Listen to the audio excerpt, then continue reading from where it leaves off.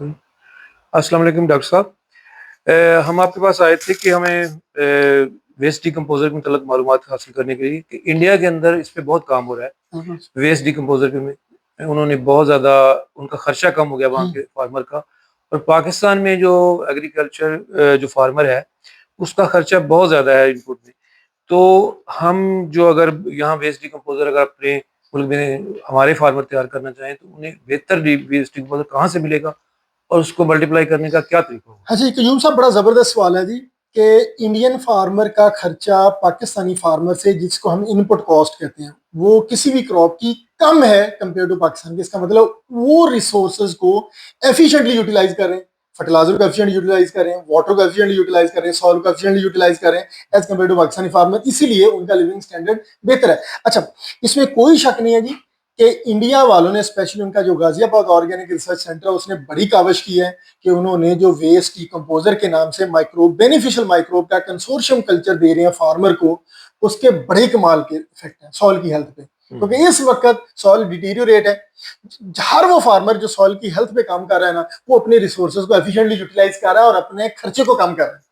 तो इसीलिए इंडिया में 4-5 million farmer waste decomposer use करता है, और गवर्नमेंट ने सब्सिडाइज फॉर्म पे वो 30-40 रुपए का पैकेट देते हैं। अच्छा, अगर पाकिस्तान की कंडीशंस करें, डेफिनेटली वेस्ट डिकम्पोजर पाकिस्तान में मुख्तलिफ लेबॉर्ट्रीज, हम इसको बायोफर्टिलाइजर भी कहते हैं, मुख्तलिफ सरकारी इदारे जो है वो दे रहे हैं। अयूब सर सेंटर दे रहा है, निपजी वाले दे रहे हैं, NARC इस्लामाबाद वाले दे रहे हैं, और हमारी यूनिवर्सिटी भी दे रही है।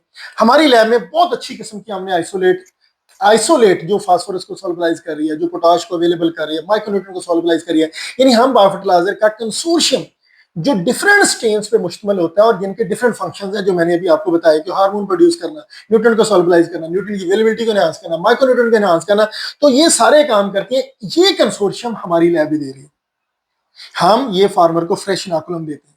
अच्छा, ये इनाकुलम फार्मर क्या करता है, इसको जाग के तौर पे ले जाते हैं, और उस जाग के तौर पे फिर वो इसको मल्टीप्लाई करते हैं, अपने पूरे इलाके के लोगों को दे सकते हैं उस मल्टीप्लाई किए हुए कल्चर से। कोई कॉस्ट नहीं है इसकी।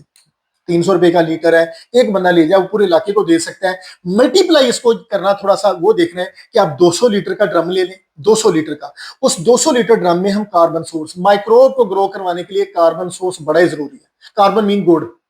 गुड़ सबसे अच्छा, मोलेसिस, गुड़ ना मिले तो मोलेसिस है, लेकिन चूंकि मोलेसिस में थोड़े केमिकल है, तो गुड़ 1%, 200 लीटर ड्रम 2 किलो गुड़।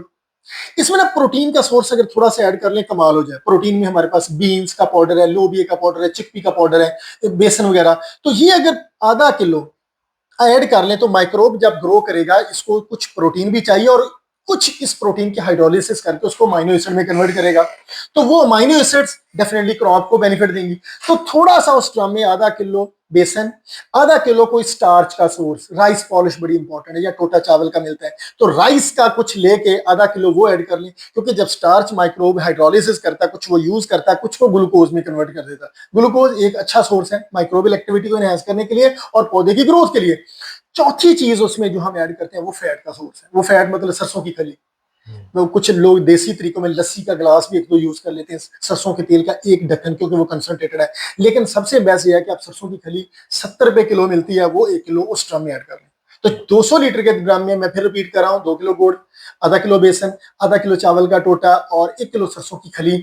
उस ड्रम में 1 लीटर, आधा या 1 लीटर ये इनाकुलम, ये बायोफर्टिलाइजर, ये वेस्ट डिकम्पोजर की जाग लगा दें। सुबह दोपहर शाम 3 दफा हिलाना है आपने। 5 से 6 दिनों में आपका बेहतरीन किस्म का वेस्ट डिकम्पोजर या इनाकुलम तैयार है। अब ये 200 लीटर तैयार हो गया। इस 200 लीटर को जिस फील्ड में ऐड कर देंगे, जिस भी फील्ड में, 1 एकड़ में, मैं गारंटी से कहता हूं कि वो सॉइल जिंदा हो जाएगी। उसमें फर्टिलाइजर की फिक्सेशन खत्म हो जाएगी या कम हो जाएगी। जितना भी फिक्स न्यूट्रेंट है वो मैक्सिमम अवेलेबल हो जाएगा, और फार्मर की फर्टिलाइजर की जो सबसे ज्यादा कॉस्ट है वो कम हो जाएगी। इससे ज्यादा फार्मर को क्या चाहिए, सॉइल हेल्थ इंप्रूव होगी और प्रोडक्शन ऑटोमेटिकली बढ़ जाएगी।